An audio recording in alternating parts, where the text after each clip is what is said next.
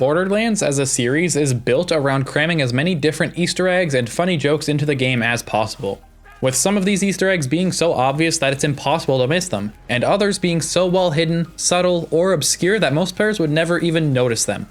And that's what we'll be talking about in this video. Hey Volt Hunters, I'm Constant Canadian, and these are the hidden secrets in Borderlands 3 I bet you didn't know. If you enjoy this video, be sure to leave a like and subscribe as it really helps out the channel. And if you really enjoy the video, consider joining the membership program. 99 cents a month gets you a shoutout at the end of my videos, as well as these cute emotes and awesome sub badges. And for $4.99 a month, you get all that, plus early access to most of my videos. Starting off with a super easy one to spot, especially if you play the gunner. Moses' watch. If you don't play Mose too often, or just aren't very observant, you might not have noticed that Moses' watch is actually fully functional, with not only a functional clock that's accurate to what the time in the photo mode menu says, but also a fully functional compass. What's even more interesting about Moses' watch is that the clock will actually move faster or slower depending on which planet she's on. S&S Munitions was first introduced in the first entry to Borderlands, being a manufacturer that specializes in having larger magazine sizes. However, after the first game, S&S Munitions seemingly disappeared off the face of the planet, being absent in Borderlands 2 and the pre-sequel, up until Borderlands 3. The only reason we had for their absence in these games was that Gearbox didn't want too many similar manufacturers, and considering that Bandit, Scav, and COV's whole thing is larger mag sizes, S&S was scrapped. However, what you may not know is that in Borderlands 3, we were actually given a canonical reason for S&S's disappearance. While playing through the games, you can find radios that play mostly COV propaganda, commercials, and other random ambient noises. But one of these commercials is actually an advertisement for a company known as S&S Accessories, a rebranded S&S Munitions that manufactures the loot beams found on every piece of loot in Borderlands. Things like this are what make me love the franchise.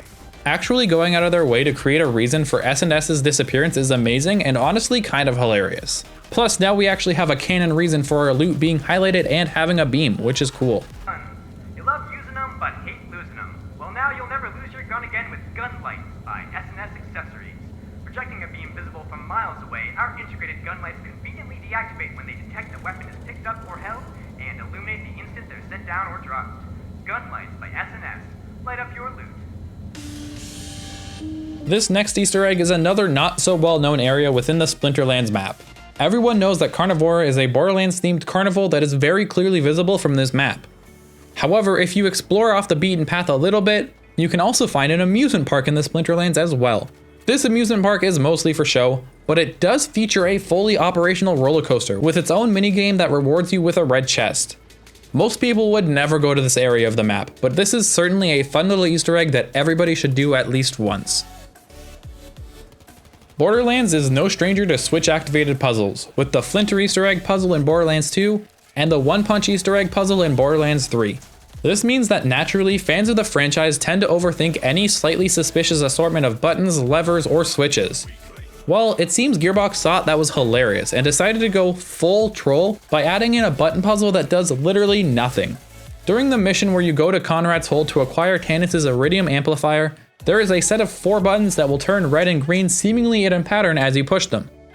Unfortunately, however, these buttons don't do anything and only serve to troll players that think they're a puzzle.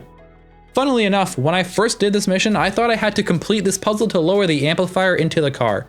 And let me just say, the disappointment on my face when I realized these buttons do nothing was immeasurable. Most of what the psychos in Borderlands 3 have to say is just complete and utter nonsense. Screaming lines like, "Every morning I cry because the moon is dead," or "I'm the face and you're the mule, screw you mule."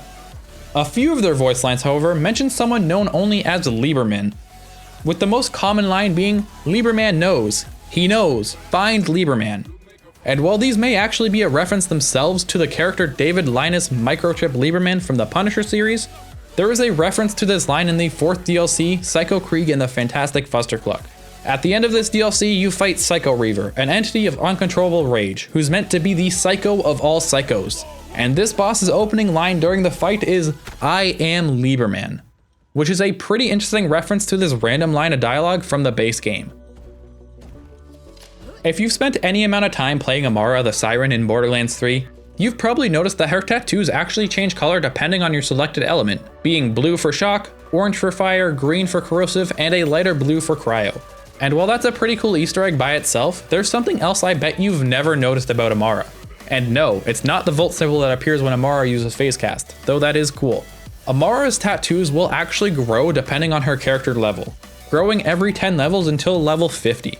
This is a very small detail that despite playing over 1200 hours as Amara, I didn't even notice until I started doing research for this video.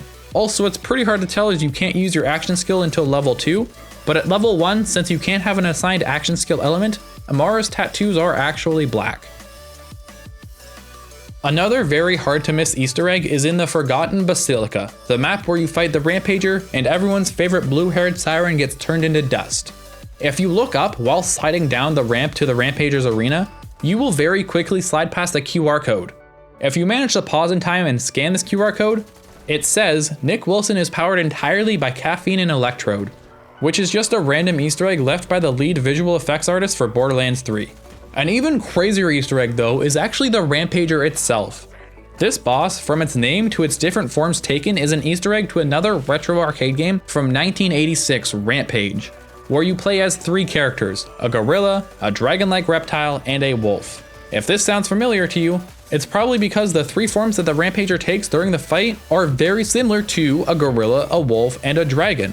Plus, this boss's name is literally Rampager, a very clear reference to these games. Borderlands draws a lot of similarities to the Destiny franchise, with both of them being futuristic looter shooters whose fans hate the games as much as they love them. Borderlands 3 is of course no stranger to Destiny Easter eggs, with 2 guns in reference to the game, the Good Juju being a reference to Destiny's Bad Juju, and the Moonfire being a reference to Destiny's Hawk Moon.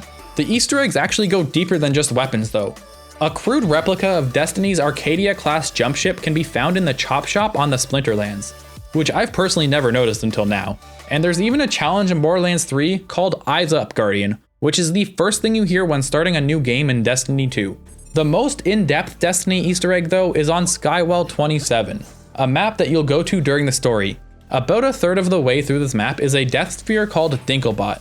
This death sphere looks a little bit different, being a clear attempt to make a death sphere into a ghost. Dinklebot will also always drop an item called a Ludogram that can be turned into Crazy Earl on Sanctuary for random white weapons with a chance of a legendary. Another very clear reference to Destiny's engrams, which can be turned into various vendors for a random weapon. Even Dinklebot's name is a reference to Peter Dinklage, who was the first voice for the Ghost.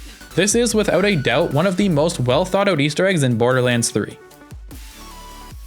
It's always nice to see a game with Easter eggs referencing its staff in the game. Borderlands 3 isn't a stranger to this, with the QR code in the Rampage's arena that I previously mentioned, as well as another larger Easter egg we'll talk about soon. In Borderlands 3's third DLC, Bounty of Blood, however, there is actually a secret area that you can get to using a telezapper. In this room there is a loot pinata, but more importantly a picture of every member of the Gearbox crew as of 2020, and a group photo plastered on the wall. It's always super cool to see a game go above and beyond to recognize its developers like this. Visual effects artists just love putting their mark on this game. You had Nick Wilson with his QR code, but one artist decided to go a little bit larger than that. Eric Dosher was hired to help work on Borderlands 3, and even still illustrates the comics that Borderlands posts on its Twitter account sometimes. While he was working on the game, he decided to leave a little something to remember him by. Throughout the game's various maps, you can find random letters scattered around. 2 Ks, 2 Ls, and 2 Ds that look like they fell off the sign from Ellie's scrapyard. I actually found one of these L's recently on stream, completely unaware of this Easter egg, and me and chat had just dismissed it as an L that had fallen off of Ellie's sign. But this actually goes much deeper than that. These letters are a reference to Eric Dosher's family, with the 2 Ks matching the first initial of his daughter's names, the 2 Ls matching the first initial of his son's names, and of course the 2 Ds sitting next to each other on the couch, resembling Eric Dosher and his wife. There might actually be a 3rd K somewhere in the game, as Eric does have 3 daughters with the first initial of K, but as of right now, I cannot find any record of the 3rd K. Now for another Easter egg that made me feel absolutely stupid when I found it. This Easter egg isn't even actually hidden, but I apparently just never look up when I'm playing this game, so I never saw it. While on Necrotafeo, Typhon de Leon brings you to that planet's vault to get its key to power the machine. The vault is called the Vault of the Serpent. Naturally, this implies that there was some serpent-like monster that Typhon de Leon and his wife Leda had to kill to get into the vault. Sure enough, if you look up when you first enter this room, you will see the serpent from the vault, and it sure does look scary. There are a couple of numbers that will always make people laugh or at least chuckle. These numbers are 420, 69, and 80,085. While the former two don't make it into the game in any meaningful way, 80,085 can actually be seen on Wotan's brain after destroying its better half during the Malawan takedown.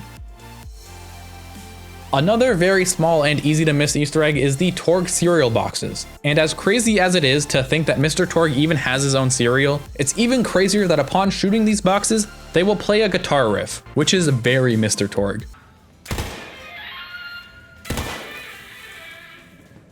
In an equally hard to notice Easter egg, when using shock weapons, any lingering particle effects will occasionally have the word zap pop up in a blink and you'll miss it moment. This Easter egg is probably one of the most well hidden in the game, as the situations it appears in are very rare, and it only appears for 1/10 of a second, which makes it insanely hard to see, even when you're looking for it. This is by no means all of the Easter eggs in Borderlands 3, but definitely a few of the best. Did I miss any of your favorite Easter eggs? Let me know in the comments down below. Thank you all so much for watching, have a fantastic day.